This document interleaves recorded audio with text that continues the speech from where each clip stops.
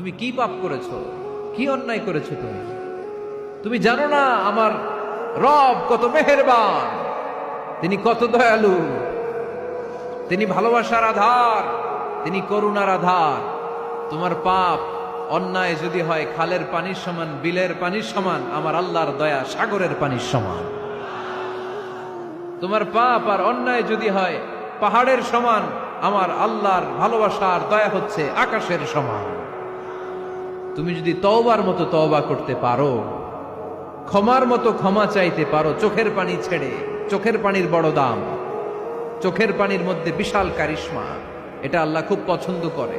2 ফোঁটা পানি আল্লাহ পছন্দ করে। এক, জেহাদের ময়দানে শহীদের গা বেয়ে ঝরে পড়া রক্তের ফোঁটা। 2 হচ্ছে অনুতপ্ত বান্দার চোখের পানির ফোঁটা।